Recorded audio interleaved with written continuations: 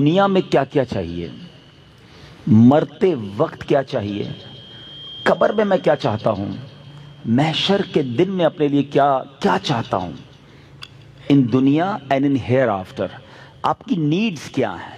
ٹھیک ہے، ان تمام نیڈز کو، ان تمام خواہشات کو ایز اے مسلم مد نظر رکھیے. اور اب میں آپ کے سامنے ایک بہت ہی خوبصورت سا نچوڑ، بہت ساری احادیث کا عطر بیان کرنے جا رہا ہوں. ٹھیک ہے، علماء بیٹھے ہیں، وہ جانتے ہیں کہ میں جتنے جملے کہوں گا تقریباً تمام ہی کے موضوع پر نبی پاک کی حدیث موجود ہے صلی اللہ تعالیٰ علیہ وسلم. مثال کے طور پہ آپ بیمار ہیں، شفا چاہتے ہیں، درود پاک پڑھیے. آپ اپنی روزی میں برکت چاہتے ہیں، درود پاک پڑھیے. آپ قرضے میں ہیں اور قرضے سے نکلنا چاہتے ہیں، آپ درود پاک پڑھیے. آپ دنیا میں ذلت و رسوائی سے بچ کر عزت چاہتے ہیں، آپ درود پاک پڑھیے. آپ ٹینشن فری لائف چاہتے ہیں، کوئی مصیبت پریشانی میں پھنسوں نہ، آپ درود پاک پڑھیے. آپ چاہتے ہیں کہ مرتے وقت کلمہ نصیب ہو جائے، آپ درود پاک پڑھیے. آپ چاہتے ہیں مرتے وقت نبی پاک علیہ الصلوۃ والسلام کا دیدار نصیب ہو، اور ایسا دیدار نصیب ہو کہ کونین کے والی اپنے ہاتھوں سے قبر میں اتاریں، آپ درود پاک پڑھیے. آپ قبر میں نبی پاک علیہ الصلوۃ والسلام کے جلوے چاہتے ہیں، آپ درود پاک پڑھیے. آپ منکر نکیر کے سوالات میں ثابت قدمی چاہتے ہیں، درود پاک پڑھیے. سنو، قبر میں نبی پاک نظر آئیں اور ان کی پہچان چاہتے ہیں تو درود پاک پڑھیے. بروز محشر جب ساری دنیا اٹھے گی، آپ نبی پاک کے پرچم تلے اٹھنا چاہتے ہیں، لواء الحمد کے ساتھ اٹھنا چاہتے ہیں، آپ درود پاک پڑھیے. حوض کوثر پر بڑا رش ہوگا، مگر نبی پاک کے ہاتھوں جام کوثر چاہتے ہیں تو درود پاک پڑھیے. آپ پل صراط پر گھبراتے ہوئے نہیں، ثابت قدمی سے گزرنا چاہتے ہیں، آپ درود پاک پڑھیے. اور سنو، نبی پاک کے ساتھ جنت میں جانا چاہتے ہیں تو درود پاک پڑھیے. مدینے جانا چاہتے ہیں، سرکار کے روضے پہ جانا چاہتے ہیں، آپ درود پاک پڑھیے. اور سنو، میرے آقا کا دیدار کرنا چاہتے ہیں، پھر بھی درود پاک پڑھیے. اب میں نے جتنی باتیں بیان کی ہیں الحمدللہ تقریباً ان تمام باتوں کے پیچھے حدیث پاک موجود ہے. جن کا مطالعہ ہے وہ سمجھ رہے ہوں گے کہ یہ تمام بشارتیں، یہ تمام ریوارڈز، یہ تمام عنایتیں میرے آقا علیہ الصلوۃ والسلام نے احادیث میں بیان فرما دی ہیں. اب مجھے بتاؤ اور کیا چاہیے. ایک مسلمان کو اپنی زندگی، اپنی موت، اپنی قبر اور اپنے حشر کے بارے میں جو کچھ چاہیے میں نے سبھی تو بیان کر دیا. آپ عزت والی زندگی چاہتے ہیں، آپ روزی روزگار میں برکت چاہتے ہیں، ٹینشن فری لائف چاہتے ہیں، ذلیل و رسوا نہ ہو یہ چاہتے ہیں، پریشر میں نہ رہیں یہ چاہتے ہیں، کلمے والی موت ملے، نبی پاک کے دیدار والی موت ملے، قبر میں آقا کے جلوے ہوں، محشر میرے آقا کے ساتھ ہو، اور چاہیے کیا؟ اللہ اکبر. یہ ہے وظیفہ درود پاک. ہم اس کو پہچان ہی نہیں سکے، یہ اس درود پاک کی برکتوں کو جان ہی نہیں سکے. یہ چابی ہے سکسیس کی. It is the key of success. Every problem کا solution درود پاک میں ہے. ایسے نہیں لکھا شاعر نے کہ دکھوں نے تم کو جو گھیرا ہو تو درود پڑھو، دکھوں نے تم کو جو گھیرا ہو تو درود پڑھو، جو حاضری کی تمنا ہو تو درود پڑھو. اللہ کرے کہ بس اس کو ریئلائز کر جائیں اور اب اپنی زندگی میں درود پاک کو بالکل شامل، ایسا شامل کر لیں. اچھا، میں نے جتنی ساری باتیں بتائی نا، ان ساری باتوں کے لیے الگ الگ حدیث تو موجود ہے. میں آپ کو ایک اور خوبصورت حدیث سناتا ہوں جو اس بات کو مزید ایلابوریٹ کر دے گی. نبی پاک علیہ الصلوۃ والسلام کی بارگاہ میں ایک صحابی آئے، کہتے حضور صلی اللہ تعالیٰ علیہ وسلم، میں اپنی ضروریات زندگی، کھانا پینا سونا، اپنے معمولات کے بعد اپنی لائف کا 25%، ایک چوتھائی وقت آپ پر درود پڑھنے میں صرف کروں گا. نبی پاک علیہ الصلوۃ والسلام نے فرمایا بہت اچھی بات. حدیث کا خلاصہ ہے، تھوڑا بڑھا لو تو اور اچھا ہے. کہتے حضور 50% آپ اپنے وقت کو درود پاک میں صرف کروں گا. فرمایا بہت اچھی بات ہے، لیکن اور بڑھا لو تو اچھا ہے. کہتے حضور اب 75% درود پاک میں ٹائم گزاروں گا. فرمایا اور بڑھا لو تو اچھا ہے. کہتے بس اب اپنے ضروریات کے بعد حضور سارا دن آپ پر درود پڑھتا رہوں گا. فرمایا اگر ایسا کرو گے تو تمہاری ساری مشکلوں کے لیے کافی ہوگا، تمہاری تمام ضروریات کے لیے کافی ہوگا. اٹ مینز یہ سولوشن ہے. ہم پریشان بھی ہوتے ہیں پھر بھی درود نہیں پڑھتے، ہم قرضے میں ہوتے ہیں درود نہیں پڑھتے، ہمارے کاروبار کی پرابلم آ جاتی ہے ہم درود نہیں پڑھتے، ہم بیمار ہو جاتے ہیں ہم درود نہیں پڑھتے، حالانکہ سب کا علاج ہے. سبحان اللہ. تو اب آج اس خوبصورت اجتماع میں آئے ہیں, یہ پہلے ریئلائزیشن لے کر جائیں کہ میں نے اب اپنی زندگی میں درود پاک کو بالکل ایسا شامل کر لینا ہے جیسے زندگی میں بہت ساری ضروری زندگی کی چیزیں شامل کی ہیں. پہلے تو محبت کے ساتھ درود پاک پڑھ لیں, صلو علی الحبیب صلی اللہ تعالی علی محمد صلی اللہ علیہ وسلم. اب میں ایک اور جہت کی طرف بات کرنا چاہتا ہوں. فضیلت تو سن لی, مزہ بھی بہت آیا, سبحان اللہ بھی بڑی زور سے نکلا. درود پاک کل سے شامل ہوگا یا نہیں اس کی گارنٹی نہیں ہے.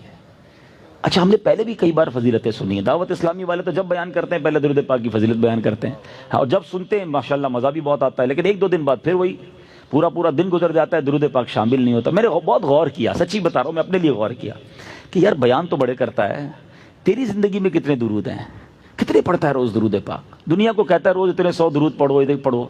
میں نے بہت غور کیا کہ یار پڑھتا تو ہوں, لیکن جس کو کہنا کہ زندگی کا جزو لا ينفق بن جائے, ایسا زندگی کا حصہ بن جائے کہ اس کے بغیر زندگی نہ گزرے, تو اس کا طریقہ کیا ہوگا؟ اب دیکھیں, زندگی میں بہت ساری چیزیں آپ کی میری ایسی آئیں جو پہلے نہیں تھیں, مگر ہم نے اس کو زندگی کا حصہ بنایا. مثال کے طور پہ اللہ پاک آپ سب کو ہمیشہ صحت مند رکھے, عافیت میں رکھے, لیکن کبھی کبھی انسان کی زندگی میں ایسا موقع آتا ہے دوائی آ جاتی ہے. ڈاکٹر کہتا ہے آپ کو جناب یہ پرابلم ہو گئی ہے, اب صبح دوپہر شام یہ دوائی پینی ہے آپ نے, اور حال میں پینی ہے. ہم کیا کرتے ہیں, ڈاکٹر کے سامنے یہ تو نہیں کہتے انشاءاللہ, اس کے بعد گھر چلے جاتے ہیں. ڈاکٹر اگلے مہینے جاتے, کیا ہوا, بولا وہ نعرہ تو لگایا تھا, دوائی تو نہیں پینی. نہیں, فوراً پلان, ادھر نیت, فوراً پلان, باہر نکلتے ہی پہلے اس کا پرچہ لے کے جاتے ہیں میڈیکل اسٹور پہ, 1 مہینے کی دوائی دو. سٹارٹ شروع کیا نا, نیت کی اور پلاننگ شروع کی سسٹم میں لانے کے لیے. اب ذرا پوائنٹ سمجھیے گا, جو میں نے ریئلائز کیا آج آپ کو فارمولہ دے دیتا ہوں. اچھا, دوائی لی. اچھا, ہم جیسا آدمی جو بیزی ہے وہ کیا کرتا ہے, وہ دوائی بھی تھوڑی زیادہ لیتا ہے. ایک پتہ رکھتا ہے آفس میں کہ یار دوپہر کے کھانے کے بعد آفس پہ ہوتا ہوں ادھر پیوں گا. ایک رکھتا ہے ادھر جدھر بیڈ روم میں بیڈ ہوتا ہے, اور بچوں کی والدہ کو بھی کہہ دیا, اب آفس والوں کو بھی کہہ دیا بھائی یاد سے مجھے دوائی پلا دینا. سسٹم بنایا نا. اب آپ کی دوائی نہیں چھوٹ رہی ہے, آپ کی دوائی تینوں ٹائم ہو رہی ہے, لنچ میں بھی کھا رہے ہیں, ناشتے میں بھی کھا رہے ہیں, رات کو بھی کھا رہے ہیں. کیسے آ گئی, لائف میں تو نہیں تھی, انوالو کیا آپ نے, پلان کیا. اب یہ زندگی کا ایسا حصہ بنی کہ آپ دوائی نہیں بھول رہے. ایسی بہت ساری چیزیں ہیں. میں چاہتا ہوں میں درود بھی کبھی نہ بھولوں, میں روز درود پڑھوں, کیونکہ مر جاؤں گا تھوڑے دنوں میں, تھوڑی تو دن رہ گئے لائف کے. اگر یہ پڑھ کر نہ گیا, یہ ذکر و درود زبان پر نہ رہے, تو یہ ساری نیکیاں برکتیں جو سنتا ہوں کیسے ملیں گی مجھے؟ اب سسٹم کیسے بنے گا؟ اب میں نے جو اپنے لیے بنایا وہ اچھی نیت سے بتا دیتا ہوں آپ کو. سب سے پہلے اپنے ساتھ تسبیح رکھنا شروع کریں. تسبیح جو ہے نا, یہ زبان کی لگام ہے, یاد رکھیں. کوئی بھی تسبیح ہو آپ کے ساتھ ہونی چاہیے. اچھا, تسبیح بھی ایک نہ لیں, آپ تسبیح لیں 3-4. ایک رکھیں اپنی گاڑی میں, ایک رکھیں اپنے بیڈ روم میں جہاں آپ لیٹتے نا اپنے ساتھ ادھر, ایک رکھیں اپنی آفس کی ٹیبل پر. یہ تسبیحاں آپ کو یاد دلائیں گی درود باقی ہے, ذکر باقی ہے. جدھر موقع ملے آپ کو کوئی کہنا یار 5 منٹ میں آتا ہوں, 5 منٹ میں موبائل نہ نکالیں اور براؤزنگ شروع نہ کر دیں, 5 منٹ میں نکالیں تسبیح اور آپ درود پڑھنا شروع کر دیں. وہ 5 منٹ میں بھر لیں, نہیں 10 منٹ میں آ جائے, مسئلہ نہیں, میرے 100 درود ہو جائیں گے.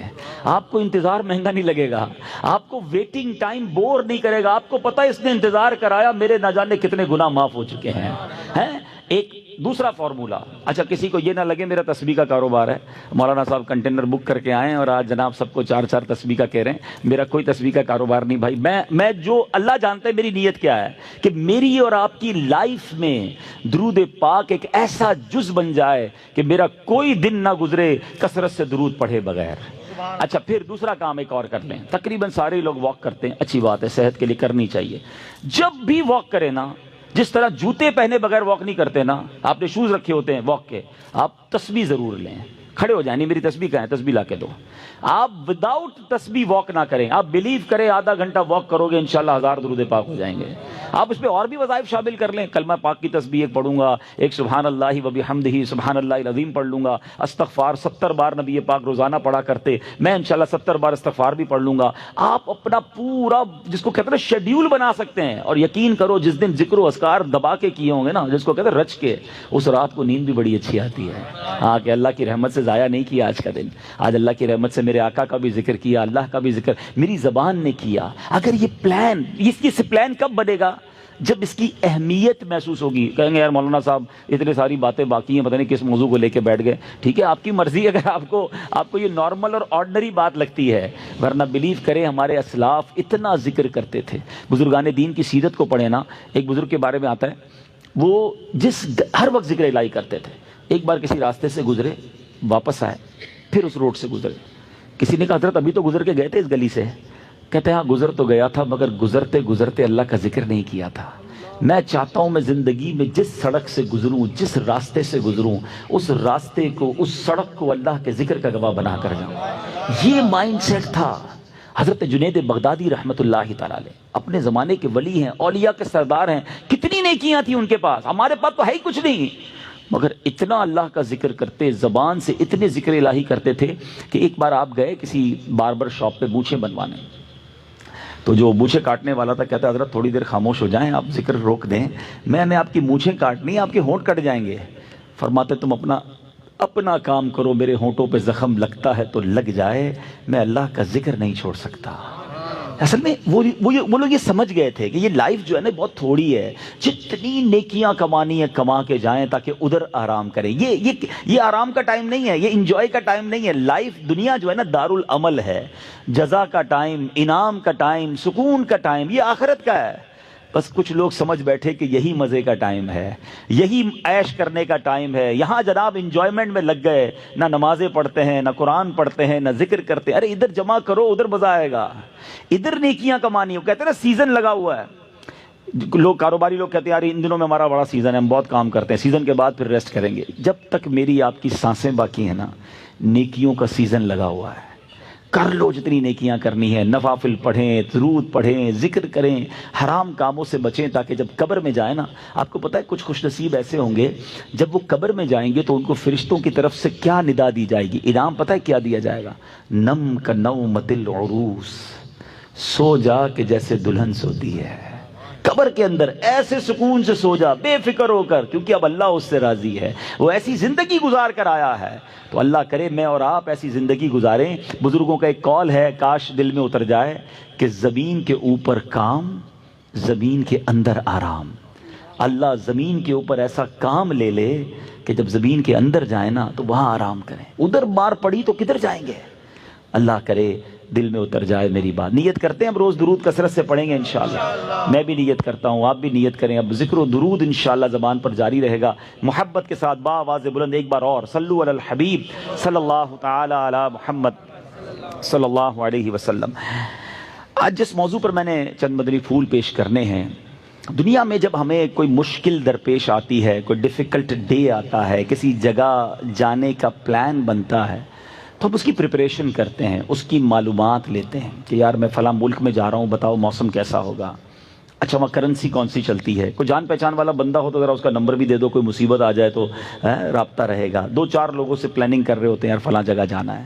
اچھا اسی طرح پاکستان میں بھی رہ رہے ہیں, لیکن کوئی انٹرویو آ گیا, کوئی کسی بڑی آفس میں جانا ہے, کسی بڑے بندے کے پاس جانا ہے, تو بندہ ادھر بھی سوچ رہا ہوتا ہے کہ یار کس طرح معلومات کر لوں کہ کیا پوچھیں گے, کیا سوال ہوگا. ہم ہر ڈیفیکلٹی سے پہلے پریپریشن کرتے ہیں, یہ ہماری ایک سائیکی ہے انسان کی. لیکن ہم سب جانتے ہیں کہ ایک ایسا ڈیفیکلٹ ڈے, ایک ایسا مشکل دن جو ہم سب نے فیس کرنا ہے, اور اس سے زیادہ مشکل دن کوئی اور نہیں ہے کائنات میں, اس سے زیادہ ڈیفیکلٹ ڈے کوئی اور نہیں ہے. لیکن لگتا ایسا ہے کہ پریپریشن تو دور کی بات ہے, اس کا ذکر بھی کوئی نہیں کرتا, سوچتا بھی نہیں کہ یار وہ دن آنے والا ہے. وہ دن ہم سب نے فیس کرنا ہے, اور اس دن کو ریمیمبرنس کے لیے, اس دن کو بار بار ریکال کرنے کے لیے کیا شاندار اللہ تبارک و تعالیٰ نے نظام بنایا. قرآن پاک جا بجا میں اس دن کی یاد دلاتا ہے. لیکن بالخصوص اگر نماز کو دیکھیں, جب ہم نماز پڑھتے ہیں تو بار بار کیا پڑھتے ہیں؟ سورہ فاتحہ پڑھتے ہیں نا. کتنا شاندار ایک گویا ریکال ہے. بسم اللہ الرحمن الرحیم, الحمدللہ رب العالمین, الرحمن الرحیم, مالک یوم الدین. ہر روز پڑھ رہے ہیں. روزے جزا کا مالک ہے اللہ. کیا ہے؟ روزے جزا کا مالک. یہ روزے جزا کیا ہے؟ ڈے آف ججمنٹ, فیصلے کا دن. یہ دن ہے قیامت کا. ہم روز یاد کر رہے ہیں سورہ فاتحہ میں, مگر سوچتے نہیں کہ اس دن ہوگا کیا، میں نے کیا تیاری کی ہے اس دن. اتنا ڈیفیکلٹ ہے. ادھر تو کوئی سورس بھی چل جاتی ہے نا، یار فلاں جگہ جا رہا ہوں ایک کال کر دینا، بلکہ ایسا کرو یار تم میرے ساتھ ہی چل دو، آپ کی بڑی اچھی سلام دعا، آپ بھی آ جاؤ. کوئی ساتھ دینے والا جس دن نہیں ہوگا، میں اکیلا اللہ کی بارگاہ میں پیش ہوں گا، اور میرے سامنے ڈیفیکلٹیز اور پہاڑ کتنے بڑے بڑے ہیں بعد میں بتاؤں گا. اور آپ کو بھی معلوم ہے کہ سوائے ایک ہستی کے کوئی ساتھ دینے والا نہیں ہوگا. لیکن ذرا پہلے قرآن کا ایک مختصر جائزہ لیتے ہیں کہ قرآن نے کیسا شاندار اسلوب اختیار کیا، بار بار ہمیں سمجھایا، بار بار ہمیں بتایا. اللہ تبارک و تعالیٰ قرآن مجید فرقان حمید کی سورہ قارعہ، یہ 30ویں پارے کی سورت ہے، اور قارعہ کے بارے میں علماء فرماتے ہیں کہ یہ قیامت ہی کا ایک نام ہے، another name of قیامہ. اور آپ ذرا دیکھیں کہ مختصر سی صورت میں ایک سینیریو بھی بتایا اور تمہارے ساتھ ہونا کیا ہے یہ بھی بتا دیا. اور قرآن پاک کا ایک بڑا شاندار اسلوب ہے، جب کسی چیز پر توجہ دلانی ہوتی ہے، ایمفسائز کرنا ہوتا ہے، تو اس کو پہلے سوالیہ طور پہ قرآن بیان کرتا ہے، پھر خود قرآن ہی اس کا جواب دیتا ہے.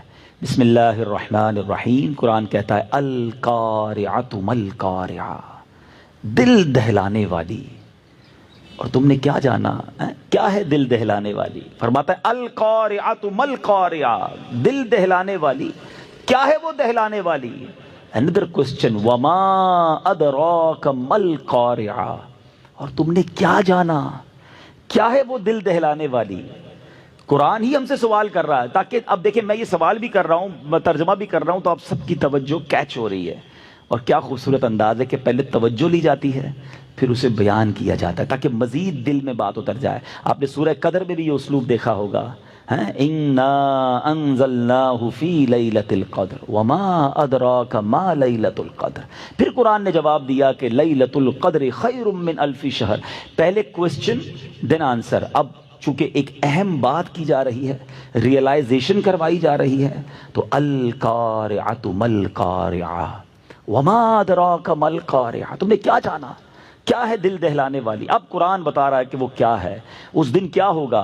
فرمایا یوم یکون الناس کالفراش المبثوث.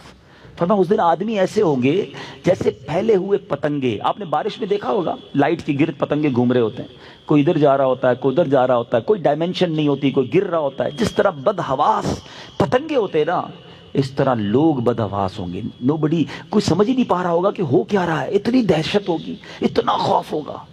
پھر آگے فرمایا یہ تو بندوں کا حال ہے نا. ماؤنٹینز، رینج آف ماؤنٹینز ہیں، کتنے بڑے بڑے پہاڑ ہیں. ہم جب پہاڑ کے سامنے جاتے ہیں، کبھی آپ ماؤنٹین ایریا میں گئے ہوں گے، اپنی اوقات اتنی سی لگتی ہے، یار میں کتنا اور یہ کتنا بڑا، اللہ کی شان کتنی طاقت ہوگی اس میں، کتنے معدنیات، کبھی لاوا نکل رہا ہوتا ہے، کبھی پیٹرول نکل رہا ہوتا ہے، کبھی ماربل کے پہاڑ، اتنے بڑے بڑے پہاڑ سالوں سے توڑ رہے ختم ہی نہیں ہو رہے. مگر یہ سارے پہاڑ کیا ہو جائیں گے؟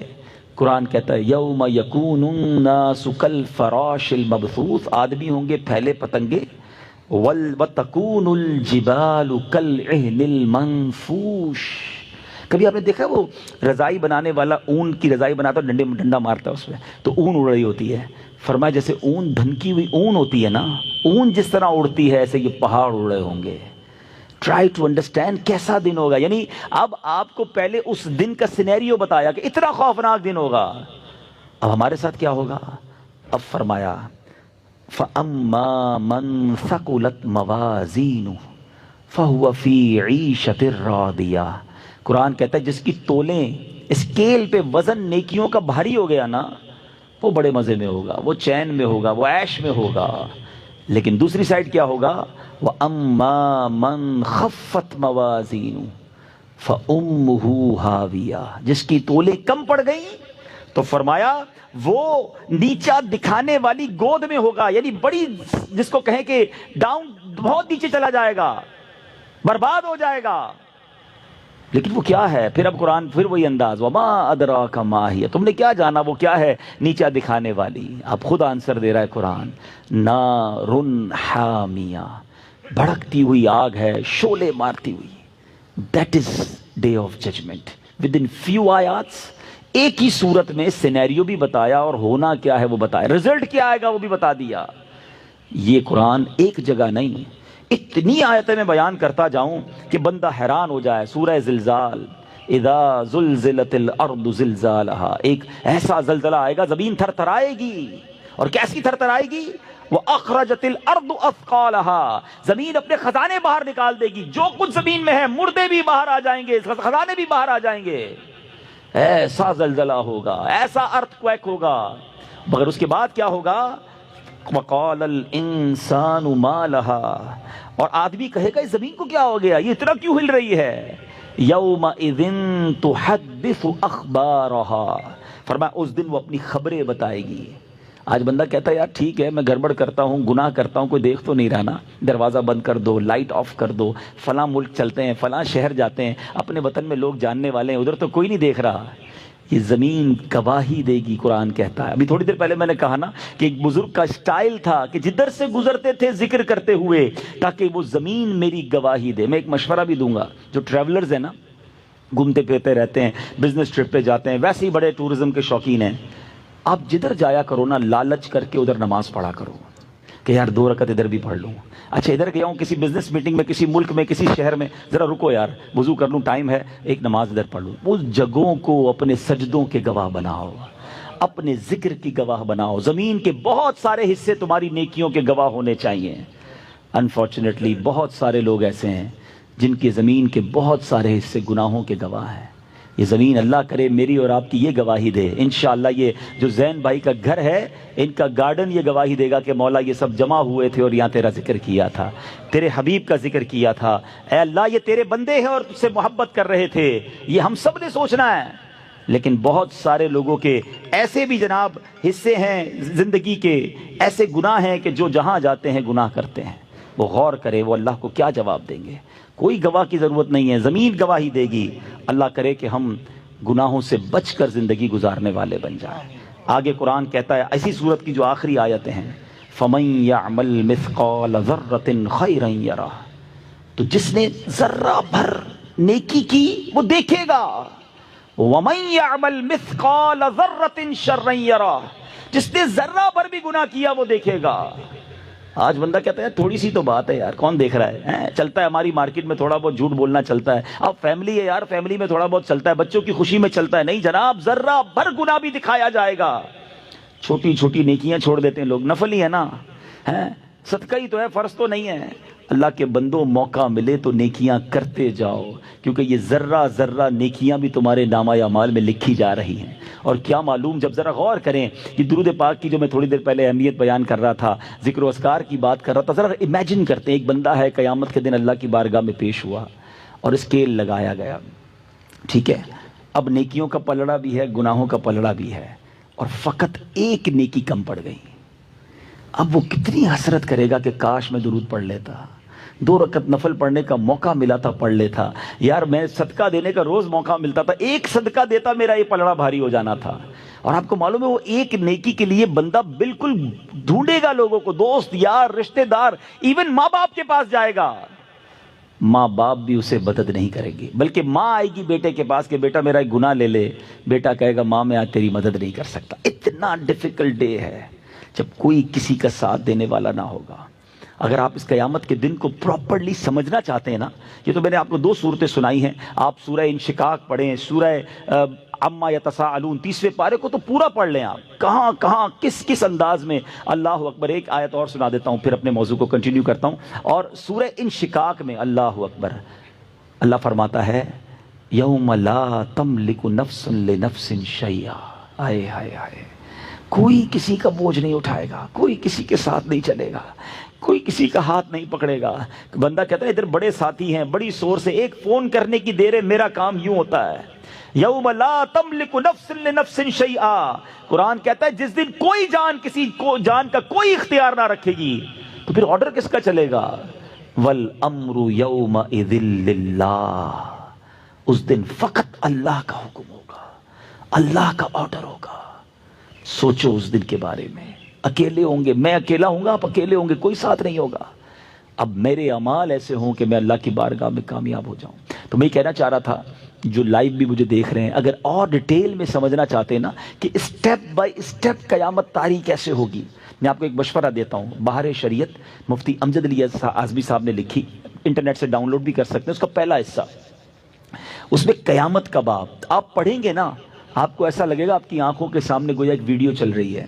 قیامت کیسے طاری ہوگی، کیا کیا ہوگا، وہ آپ نے تحریر کیا. میں اسی میں سے چند باتیں آپ کو بتاتا ہوں. آپ فرماتے ہیں کہ حضرت عیسیٰ علیہ السلام کی وفات کو جب 40 برس گزر جائیں گے، ایک خوشبودار ٹھنڈی ہوا چلے گی، اور جب یہ ہوا مسلمانوں کے بغلوں کے نیچے سے گزرے گی تو دنیا سے سارے مسلمان چلے جائیں گے، اور اس کے بعد دنیا میں کافر ہی کافر رہ جائیں گے، اور قیامت جو ہے وہ کافروں پر ہی طاری ہوگی. اچھا، یہ بھی جب میں نے حدیث پڑھی تھی، کئی بار پڑھی تھی، تو بے شک یقین ہے ہمارا حدیث پر، لیکن ایک ہوتا ہے نا کہ ہوا سے لوگ مر جائیں گے، صرف ہوا چلے گی اور لوگ چلے جائیں گے. اللہ اکبر، اس کرونا وائرس نے ساری دنیا کو بتا دیا ہے کہ میرا رب چاہے تو نہ نظر آنے والے وائرس سے دنیا کو لاک کر سکتا ہے. کئی بزنس ایسے تھے جس کے بارے میں لوگ باتیں کرتے تھے کہ یار یہ بزنس تو بند ہو ہی نہیں سکتا، یہ کاروبار ختم ہی نہیں ہو سکتا. ایئرپورٹ بند کیسے ہوگا جناب؟ ایئرپورٹ پہ دکان لے لو، 24 گھنٹے چلے گی، نہ رات ہوتی ہے نہ ادھر دن ہوتا ہے، سورج ڈوبتا ہی نہیں، ہر وقت دن ہوتا ہے. لوگوں نے یہ کام کیے. انٹرنیٹ جناب، مکے مدینے میں لوگ کہتے تھے بھئی ادھر تو کاروبار ٹھنڈا ہو ہی نہیں سکتا، اتنی ہوٹلیں ہیں، حاجی بڑھتے ہی جائیں گے، جناب کھجوریں بکنی ہیں تو جناب ہوٹلیں بکنی ہیں تو گاڑیاں چلتی رہیں گی. واٹ ایور امیجنیشن تھے دنیا میں لوگوں کے، مگر اللہ نے بتا دیا کہ کوئی تو ہے جو نظام ہستی چلا رہا ہے، وہی خدا ہے، وہ جب چاہے اس پوری دنیا کو لاک کر سکتا ہے. نظر نہیں آیا یہ وائرس کسی کو، مگر ساری دنیا لاک ہے. پاکستان والوں تمہیں تو پتہ ہی نہیں ہوا کیا ہے. اللہ نے وہ خاص کرم کیا ہے ہمارے وطن پر، جو دنیا کو دیکھ رہے ہیں، جن کی نظر ہے، جن کے رابطے ہیں، انہیں پتہ ہے کہ پوری دنیا اس وقت پریشان ہے. لاک ڈاؤن ہے دنیا، دوبارہ لاک ڈاؤن ہو رہا ہے. اللہ ہمارے وطن کو بلکہ ساری دنیا کے مسلمانوں کو بچائے رکھے. ایک باریک سا اشارہ دے کے نکل جاتا ہوں. اب ذرا دنیا کا نقشہ کھولنا اور کرونا وائرس کی موجودہ اور پچھلی صورتحال دیکھنا تو آپ کو پتہ چلے گا کہ اللہ پاک نے مسلمانوں پر خاص کرم کیا ہوا ہے. جدھر جدھر مسلمان ہیں سارے چین میں اللہ کی رحمت سے. ہاں یہ دیکھ لیں، اور یہ اللہ کی شان ہے. پچھلے دنوں میری امریکہ بات ہو رہی تھی، وہاں کے جو بہت بڑے ڈاکٹر تھے مسلمان ہیں، تو ان سے بات ہو رہی تھی. کہہ رہے ہمارے یہاں باقاعدہ ایک سیمینار ہوا، ایک میٹنگ کال ہوئی کہ پاکستان کو اسٹڈی کریں.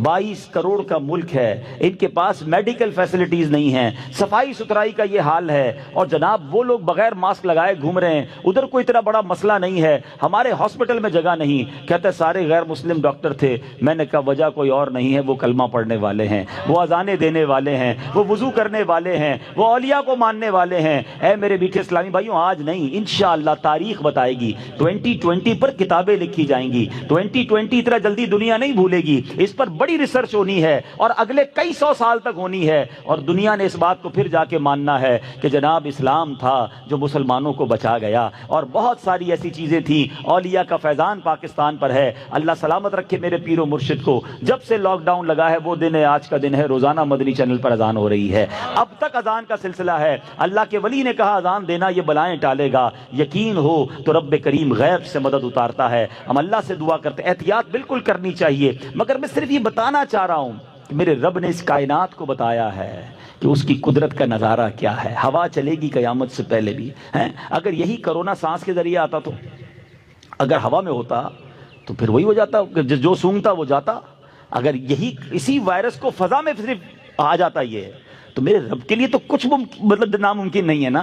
بہرحال ہوا چلے گی، مسلمان سارے دنیا سے چلے جائیں گے، اب صرف کافر ہوں گے، اور اب ان پر قیامت طاری ہوگی. حضرت اسرافیل علیہ السلام کو حکم دیا جائے گا سور پھونکنے کے لیے. مفتی امجد علی اعظمی صاحب نے اتنی ڈیٹیل سے لکھا ہے کہ اگر آپ پڑھتے ہیں تو ایسا لگتا ہے کہ آپ کی آنکھوں کے سامنے منظر آ جاتا. فرماتے ہیں کوئی دیوار پہ لیپی لگا رہا ہوگا، کوئی کھانا کھا رہا ہوگا، کوئی اپنے گھر کا کام کر رہا ہوگا، اور اس دوران یکا یک ایک آواز سنائی دے گی. سب لوگ کان لگائیں گے کہ یہ کیسی آواز ہے. ہلکی سی آواز ہوگی اور دفعتاً یہ آواز تیز ہوتی جائے گی. حضرت اسرافیل جو سور پھونکیں گے نا، وہ آواز تیز ہوتی جائے گی اور تیز ہوتی جائے گی اور تیز ہوتی جائے گی، اور اتنی تیز ہو جائے گی کہ اب سارے لوگ بے ہوش ہو جائیں گے اور آخرکار سب دنیا سے چلے جائیں گے. حضرت اسرافیل بھی چلے جائیں گے، سور بھی فنا ہو جائے گی، دنیا میں کوئی نہیں بچے گا، جنوں انس فرشتے سب فنا ہو جائیں گے. اللہ اکبر. اب اس وقت کیا ہوگا؟ اس وقت اللہ کریم عز و جل کی طرف سے ایک اعلان ہوگا، لمن الملک اليوم، آج کس کی بادشاہت ہے؟ کہاں ہے جبارین؟ کہاں ہے متکبرین؟ کہاں ہے وہ لوگ جو کہتے تھے میرے بغیر دنیا کا نظام نہیں چل سکتا؟ لمن الملک اليوم. مگر احادیث میں الفاظ ہیں، کوئی جواب دینے والا ہوگا تو جواب دے گا نا. اللہ تبارک و تعالیٰ ہی جواب عطا فرمائے گا، للہ الواحد القہار، صرف اللہ واحد قہار کی سلطنت ہے۔ پھر جب تک اللہ چاہے گا، یہ پھر دنیا میں صرف اللہ ہی ہوگا، پھر اس کے بعد اب پھر دوبارہ سور کو پیدا کیا جائے گا، پھر حضرت اسرافیل علیہ السلام کو زندہ کیا جائے گا، اور پھر سور پھونکی جائے گی۔ اب سب لوگ اہل محشر اپنی قبروں سے نکلیں گے۔ ترتیب پتہ ہے کیا ہوگی؟ سب سے پہلے میرے آقا علیہ السلام قبر منور سے نکلیں گے، روضہ انور سے، مدینہ منورہ سے۔ اور سنو، صدیق اکبر رضی اللہ تعالیٰ عنہ اور حضرت عمر فاروق کی شان دیکھو کہ نبی پاک کے ساتھ ہاتھوں میں ہاتھ ڈالے یہ بھی محشر کی طرف آئیں گے۔ ایک بار نبی پاک علیہ السلام صحابہ کے پاس آئے، اور حیات طیبہ میں دائیں ہاتھ میں حضرت ابوبکر صدیق کا ہاتھ ہے، بائیں ہاتھ میں حضرت عمر فاروق کا ہاتھ ہے، اور تشریف لائے، فرمایا دیکھ لو جیسے آج آئے ہیں محشر کے دن بھی ایسے ہی آئیں گے۔ پھر اہل بقیع، اہل معالی، جنت المالا، اہل بقیع، اور یہ سب لوگ اپنی اپنی قبروں سے نکلیں گے۔ ملک شام کی سرزمین پر یہ میدان سجایا جائے گا، سب لوگ محشر کے میدان میں پہنچیں گے۔ زمین تانبے کی ہوگی، سورج 1.25 میل پر ہوگا۔ پہلے اتنا پسینہ لوگوں کو بہے گا، کتابوں میں لکھا ہے کہ زمین جذب کرے گی 70 ہاتھ، 70 یارڈز پسینہ جذب ہو جائے گا۔ اب زمین میں بھی جذب کرنے کی طاقت نہ رہے گی، پھر وہ پسینہ اوپر آئے گا۔ جیسے جیسے گناہ ہوں گے، کسی کے ٹخنوں تک، کسی کے گھٹنوں تک، کسی کی کمر تک، سارے لوگ پریشان۔ آدھا دن قیامت کا انتظار میں گزرے گا۔ آج کسی کو دھوپ میں 5 منٹ کھڑا کرو نا، میں آ رہا ہوں، تو 5 منٹ میں بندہ پسینہ پسینہ ہو جاتا ہے۔ دھوپ میں 5 منٹ بھی نہیں کھڑے رہ سکتے، ایسی دھوپ، ایسی پیاس، اور 50% آف دا ڈے صرف انتظار میں گزر جائے گا۔ اب محشر میں لوگ جب پریشان حال ہو جائیں گے نا، اب آپس میں مشورہ کریں گے کہ بھائی کسی کے پاس تو چلو، کچھ حساب کتاب بھی شروع کراؤ۔ یعنی لوگ اتنے تنگ آ گئے ہوں گے کہ کچھ لوگ کہیں گے بے شک حساب کر کے جہنم میں ڈال دیا جائے، مگر حساب تو شروع کیا جائے۔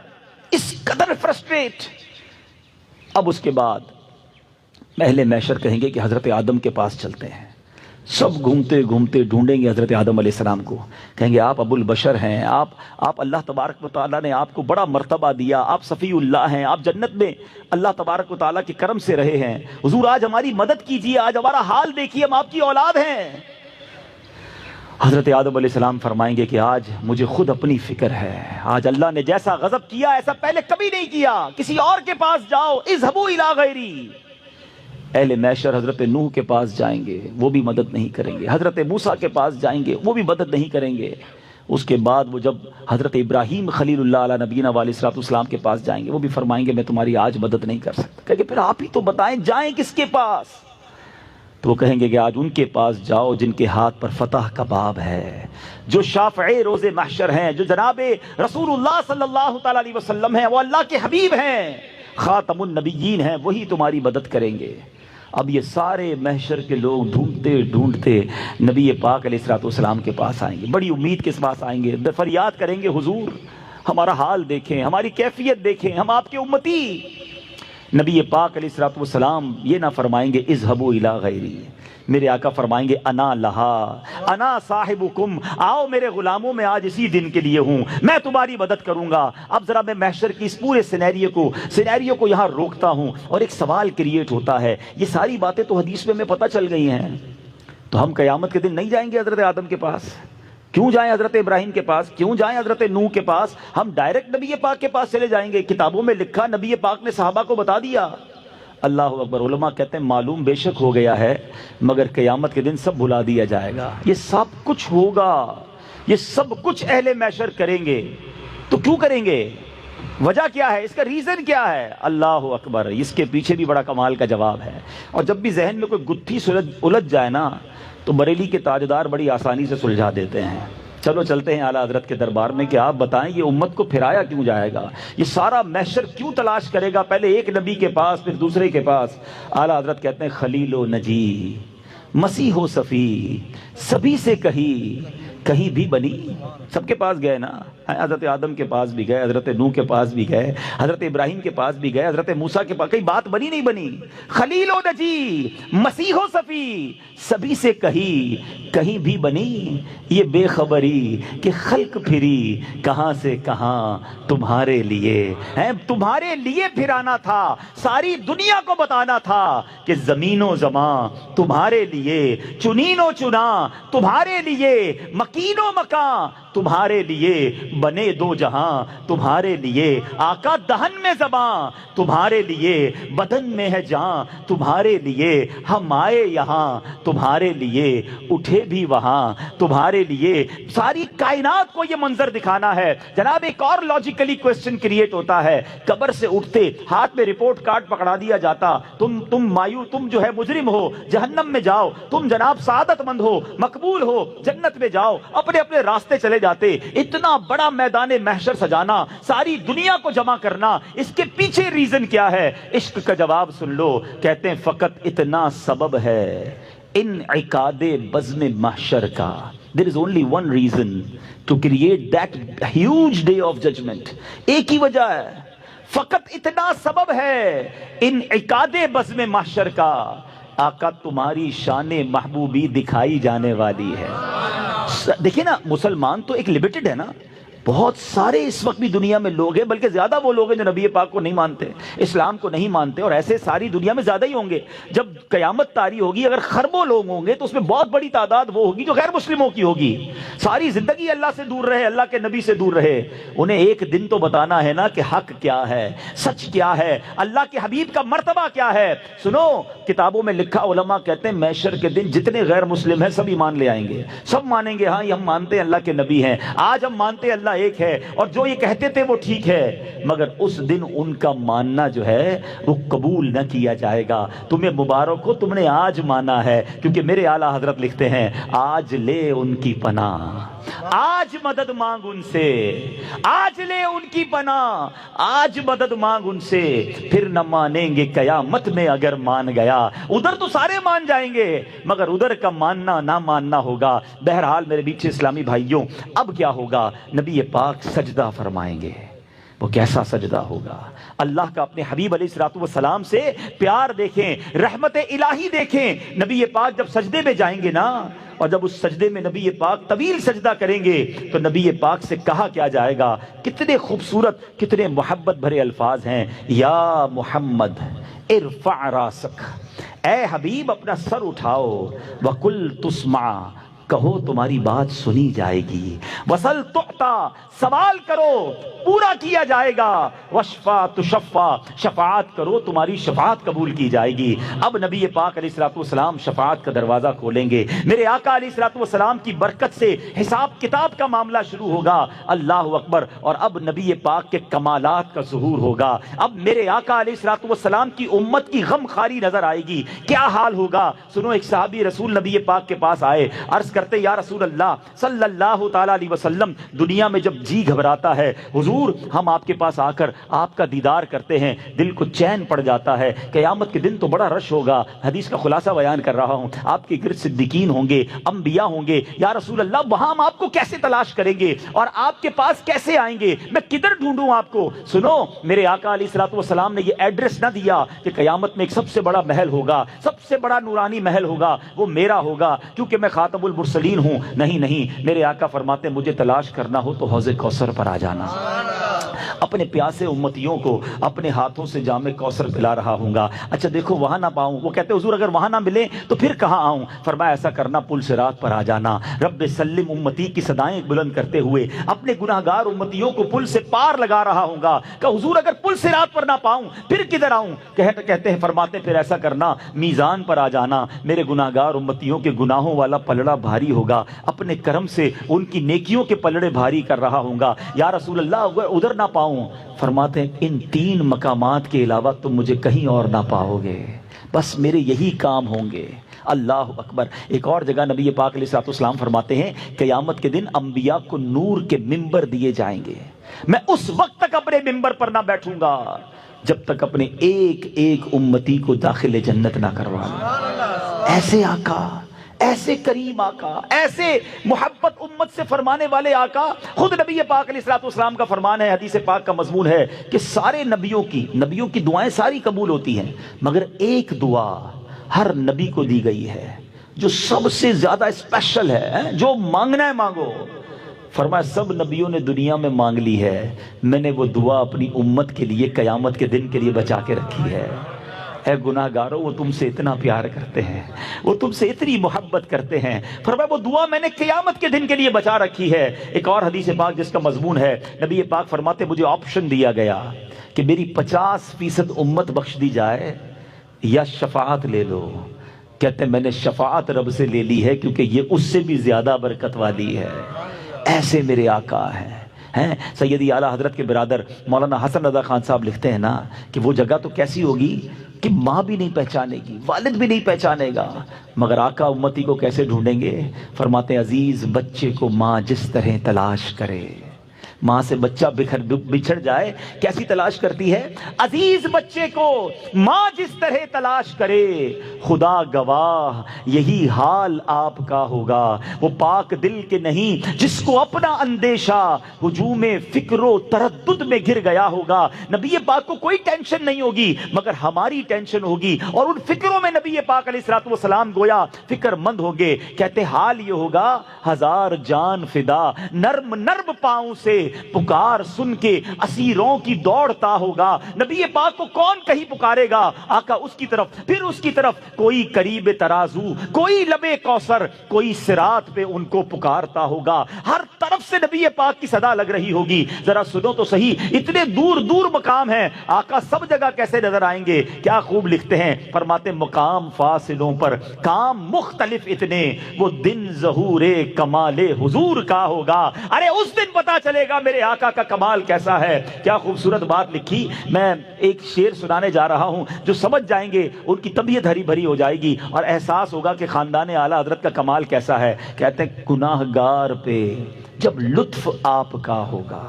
نبی پاک کی جب مہربانی ہوگی نا غلام پر، گناہ گار کی شفاعت کریں گے. اب ذرا جملہ سنیے گا، کیا بغیر کیا بے کیا کیا ہوگا. شاعری کی دنیا کا شاہکار ہے، میں اس پر پورا بیان کر سکتا ہوں، اشارہ دے کر چلا جاؤں گا، لطف اٹھائیے گا اس شعر کا. 4 بار کیا یوز کیا ہے، کی کاف یا الف، ٹھیک ہے نا، 4 بار کیا یوز کیا ہے، چاروں بار معنی الگ ہے. کہتے کیا بغیر کیا. اب سمجھو ذرا ہم نے کیا کیا ہے، گناہ ہی تو کیے ہیں. نبی پاک کرم فرمائیں گے نا، وہ بے کیے ہو جائیں گے، وہ ڈیلیٹ ہو جائے گا، گناہ معاف ہو جائیں گے. جو کیا ہے وہ بے کیا ہو جائے گا، اور جو بے کیا ہے، نیکیاں تو کی نہیں ہیں، وہ کیا ہو جائے گا. یعنی گناہ جو ہے وہ نیکیوں سے بدل جائیں گے. اب پھر یہ شعر سنو، کہتے گناہ گار پہ جب لطف آپ کا ہوگا، کیا بغیر کیا بے کیا کیا ہوگا. ایسی غلامی والی زندگی گزارنا. سنو کیا ہونا ہے غلاموں کے ساتھ، غلام ان کی عنایت سے چین میں ہوں گے، اور عدو نبی پاک کا جو دشمن ہے وہ آفت میں مبتلا ہوگا. اللہ مجھے اور آپ کو نبی پاک کی غلامی والی زندگی عطا فرمائے، کیونکہ نبی پاک نے اپنے غلاموں کو تلاش کرنا ہے، آقا نے اپنے امتیوں کی بخشش کروانی ہے. سنو لواء الحمد کے بارے میں بڑی کمال کی بات اعلیٰ حضرت نے اپنی کتاب میں لکھی، ایک حدیث پاک نقل کی. جو پرچم نبی پاک کو عطا کیا جائے گا لواء الحمد، اس کی چوڑائی اتنی ہوگی، اتنا بڑا پرچم ہوگا کہ 1600 برس 1600 ایئرز اگر کوئی گھڑ سوار گھوڑا دوڑائے جتنا فاصلہ طے کرے گا اتنا بڑا یہ پرچم ہوگا. اچھا میں سوچتا رہا یہ پرچم کتنا بڑا اور اس پرچم سے کام کیا ہوگا. ماشاءاللہ ریحان باپو بیٹھے ہیں، ہم یہ کلام بچپن سے سن رہے ہیں، جب سے دعوت اسلامی میں آئے. یہ گناہ گار یہ والی جو ہے، تمہارا نام مصیبت میں جب لیا ہوگا، اس کا ایک شعر ہے. میں نے جب تک یہ حدیث نہیں پڑھی تھی نا مجھے شعر سمجھ نہیں آیا تھا. اب ذرا میں تھوڑا سا آپ کو سمجھاتا ہوں یہ پرچم کام کیا کرے گا. آپ میں سے ماشاءاللہ کئیوں نے حج کیا ہے. حج پہ ہوتے ہیں 35-30 لاکھ 25 لاکھ آدمی، اور پنجابی میں کہتے ہیں نا رش کہتے کس کو ہے، لگ پتا جاتا ہے. 25-30 لاکھ بھی اندازہ ہو جاتا ہے کہ عوام کس کو کہتے ہیں. ادھر کتنے ہوں گے محشر میں؟ 7-7.5 ارب تو ابھی ہے نا.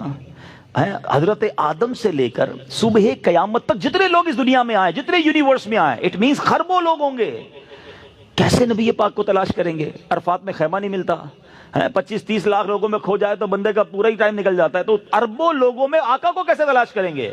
اللہ اکبر، دیکھو انتظام کیا کیا ہے ہمیں تلاش کرنے کا ہے، سننا ذرا مزہ آئے گا۔ اچھا، آپ نے حج پہ دیکھا ہوگا کہ بڑے بڑے بلون لگاتے ہیں خیموں کے اوپر، دور سے میں نظر آ جاتا ہے یار یہ پیلے رنگ کا بلون ہے نا، یہ ساؤتھ ایشیا والے خیمے ہیں، ہمیں ادھر جانا ہے، کیونکہ اور تو کچھ نظر نہیں آتا، اونچائی پہ کچھ چیزوں تو نظر آتی ہے۔ اللہ اکبر، لواء الحمد بتائے گا آقا کدھر ہے۔ اے پرچم لگانے والوں تمہیں مبارک ہو، پرچم کی پہچان وہاں بھی ہوگی، قیامت کے دن میرے آقا کدھر ہے، غلام جو دور ہوں گے۔ اب ذرا شعر سننا، مولانا حسن رضا خان صاحب لکھتے ہیں، فرماتے مقام خسرو دین، دور کے غلاموں کو پتہ نہیں کدھر ہوں گے ہم، اور نبی پاک کدھر ہوں گے؟ مقام خسرو دین یعنی آقا کی نشانی، نبی پاک کا مقام، دور کے غلاموں کو لوائے حمد کا پرچم بتا رہا ہوگا۔ یہ پرچم بتائے گا چلو آقا ادھر ہیں، وہ دیکھو پرچم نظر آ رہا ہے، اور انشاءاللہ جب نبی پاک کے پاس جائیں گے تو آقا اپنے دامن میں چھپا لیں گے۔ تو اے میرے میٹھے اسلامی بھائیوں، باتیں تو اور بھی بہت ساری ہیں، مگر وقت چونکہ ایک لمیٹڈ بیان ہوتا ہے، میں صرف یہ بتا رہا ہوں کہ یہ ہوگا قیامت کا دن، ہے وہ ڈیفیکلٹ ڈے، بہت مشکل دن ہے۔ اللہ تعالیٰ جس سے ناراض ہوا وہ مارا جائے گا۔ ابھی تو اپنے اعمال پتہ ہی نہیں نا کسی کو، میں کیا کر کے بیٹھا ہوں، آپ نے کیا کیا ہوا ہے، ہم ایک دوسرے کے سامنے بڑے شریف بنے بیٹھے ہیں، اللہ تو جب سب جانتا ہے نا۔ اس دن جب نامہ اعمال ہاتھ میں دے کر کہا گیا، اللہ نہ کرے ہمیں کہا گیا کہ پڑھ کر سناؤ، جو جو کیا وہ پڑھ کے سناؤ، تو وہاں تو ساری دنیا ہوگی نا، میرے ماں باپ بھی ہوں گے، میرے دوست بھی ہوں گے، میرے ہاتھ چومنے والے، میری عزت کرنے والے، سوچیں ہیں، ہمارے آقا ہوں گے، خود غوث پاک رضی اللہ تعالیٰ عنہ، کیسے پڑھوں گا میں وہ سب کچھ جو میں نے کیا، جو کہا، جو بولا؟ تو یہ حساب کتاب ہوا تو مارے جائیں گے۔ ادھر فقط رحمت کا آسرا ہے، اور نبی پاک جس پر کرم فرما دیں، نبی پاک کے سوا کسی کی نہیں سنی جائے گی۔ تو میلاد کا مہینہ تقریباً اختتام کو ہے، ٹھیک ہے نا، بہت سارے آپ نے بیانات سنے ہوں گے، بڑی محفلوں میں شرکت کی ہوگی، مگر سوال میں یہ کرنا چاہتا ہوں کہ پورا مہینہ ماشاءاللہ ہم نے سیلیبریٹ کیا، بڑی اچھی بات ہے، فرق کیا آیا میرے اور آپ کے اندر؟ لائف میں چینجنگ کیا آئی؟ اس میلاد کے مہینے کے بعد میرے اندر تبدیلی کیا آئی؟ میں جیسا تھا اگر ویسا ہی ہوں؟ معاذ اللہ کچھ ایسے لوگ بھی اگر یہاں بیٹھے ہیں یا مجھے سن رہے ہیں جن کی نمازیں قضا ہو رہی ہیں، تو کیا فرق آیا اس میلاد کے مہینے میں آپ کے اندر؟ اگر جھوٹ ابھی بھی جاری ہے، دھوکہ والا کام ابھی بھی کر رہے ہو، اللہ نہ کرے حرام روزی ابھی بھی کما رہے ہو، آنکھیں ابھی بھی حرام دیکھ رہی ہیں، کان ابھی بھی حرام سن رہے ہیں، زبان سے گالی گلوچ، بے حیائی اور غیبتیں اور سب جاری ہے، تو فرق کیا آیا میرے اور آپ کے اندر؟ دیکھو ایسی زندگی نہ گزارنا کہ قیامت کے دن نبی پاک اگر ناراض ہو گئے نا، خدا کی قسم ان کے سوا کوئی آسرا نہیں ہے۔ There is only one personality، سنتے ہیں کہ محشر میں صرف ان کی رسائی ہے، صرف ان کی رسائی ہے، اور کوئی نہیں ہوگا جو ہمیں بچا پائے گا۔ تو اگر وہی ناراض ہو گئے تو پھر کدھر جائیں گے؟ تو اپنی زندگی گزارنے کا ایک ہی ٹارگٹ ہونا چاہیے۔ آج سے ایک فارمولہ بنا لو کہ آپ لباس پہنو، آپ گفتگو کرو، آپ کاروبار کرو، آپ فیملی میں کوئی ایونٹ کر رہے ہو، آپ کہیں آؤٹنگ پہ جا رہے ہو، آپ کوئی بزنس اسٹارٹ کر رہے ہو، جو بھی زندگی میں سٹیپ اٹھا رہے ہو، صرف ایک کوسچن اپنے آپ سے کر لو کہ میں جو یہ کروں گا اس سے میرے اللہ اور اس کے رسول راضی ہوں گے یا ناراض ہو جائیں گے؟ اور آپ کو یہ آنسر آئے نا کہ نہیں اس سے تو ناراض ہو جائیں گے، نہیں کرنا، کیونکہ وہ ناراض ہو گئے تو مارے جائیں گے۔ نبی پاک کی رضا رب کی رضا ہے، اور نبی پاک کی رضا کس میں ہے؟ نبی پاک فرماتے ہیں جعلت قرۃ عینی فی الصلاۃ، نماز میں میری آنکھوں کی ٹھنڈک ہے۔ تو نیت کریں انشاءاللہ کہ آج کے بعد ہماری کوئی نماز قضا نہیں ہوگی۔ آقا کی رضا کس میں ہے؟ فرماتے جس نے میری سنت سے محبت کی اس نے مجھ سے محبت کی، اور جس نے مجھ سے محبت کی کانا معی فی الجنہ، وہ جنت میں میرے ساتھ ہوگا۔ آقا کی رضا ان کے طریقے پر عمل کرنے میں ہے، تو اپنی زندگی میں سنتوں کو شامل کریں، یہ سوچ کر شامل کریں کہ نبی پاک کو ناراض نہیں کر سکتا، وہ ناراض ہو گئے تو میں گیا کام سے، میرے تو آپ ہی سب کچھ ہے، رحمت عالم، میں جی رہا ہوں زمانے میں آپ ہی کے لیے۔ تو اپنی ہر زندگی کے کام کو ایک بار پھر کراس چیک کر لیں، اور ان تمام کاموں کو چھوڑیں جو اللہ اور اس کے رسول کے فرمان کے خلاف ہے، ورنہ محشر کے دن کوئی کام نہیں آئے گا، کوئی دوست، کوئی بینک بیلنس، کوئی سپورٹ کرنے نہیں آئے گا۔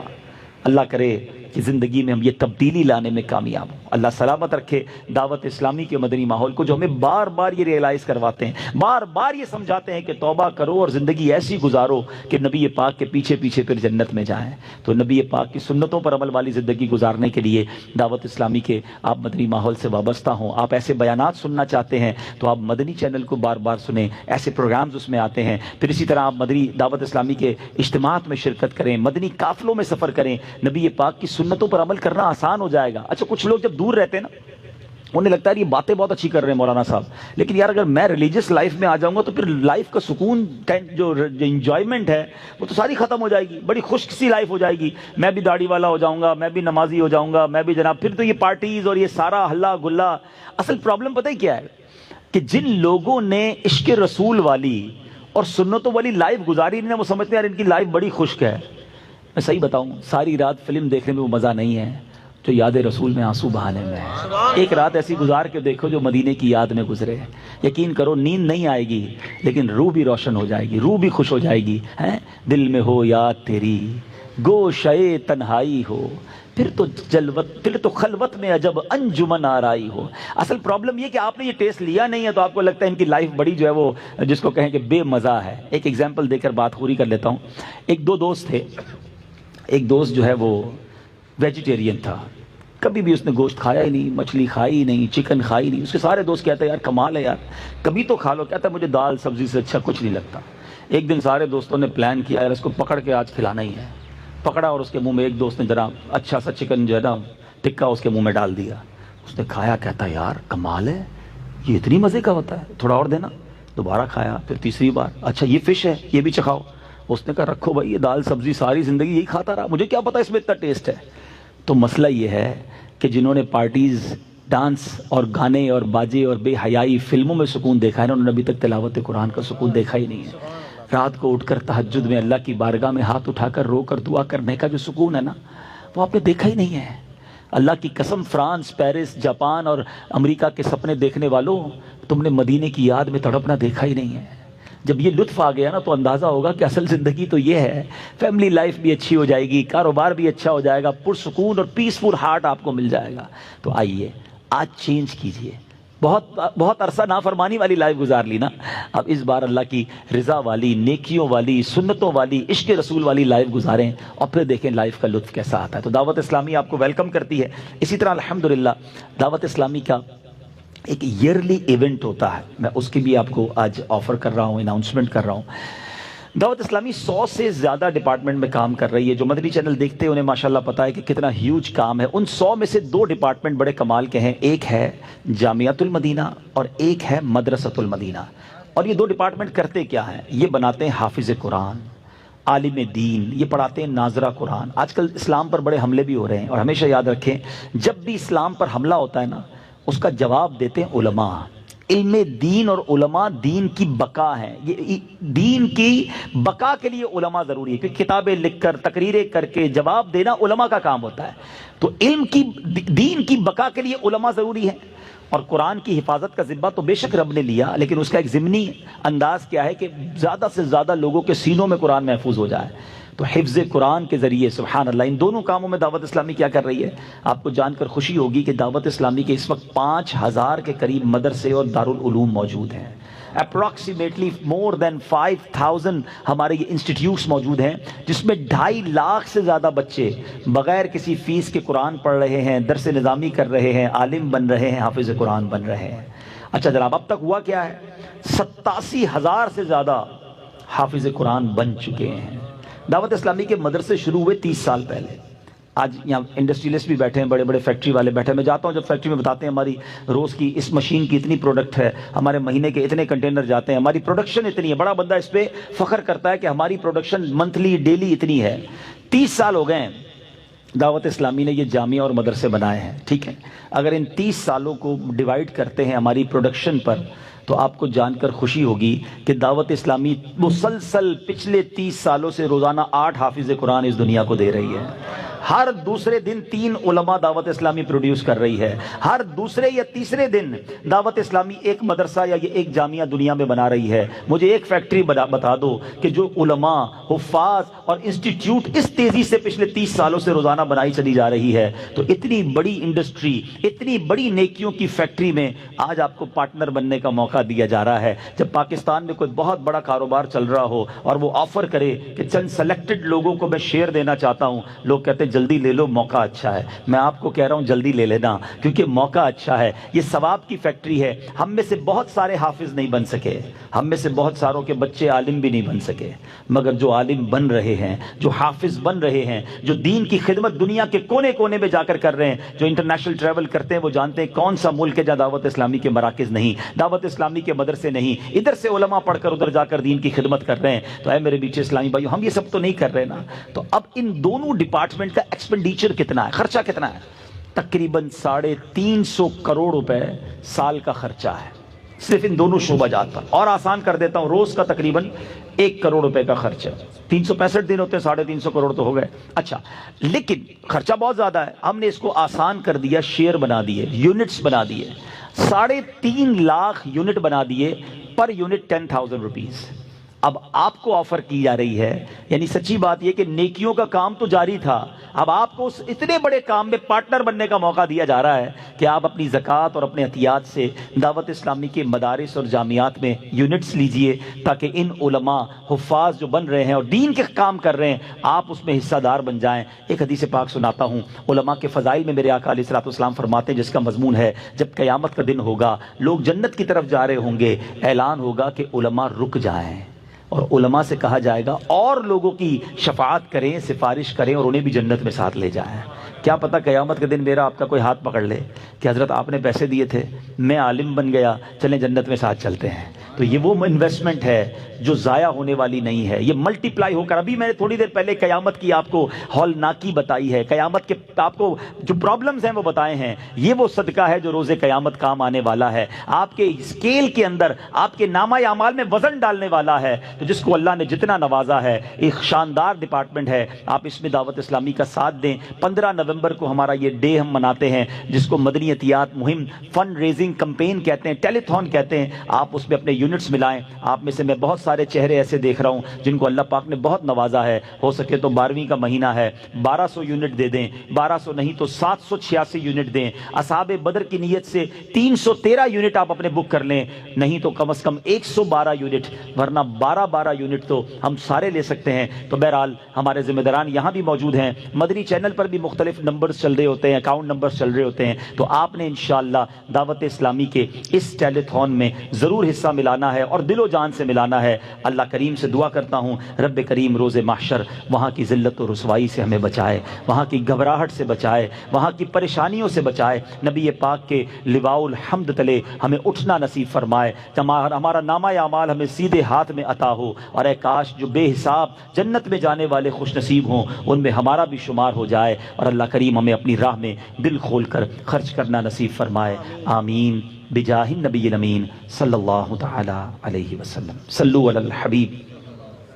قبلہ تشریف لا چکے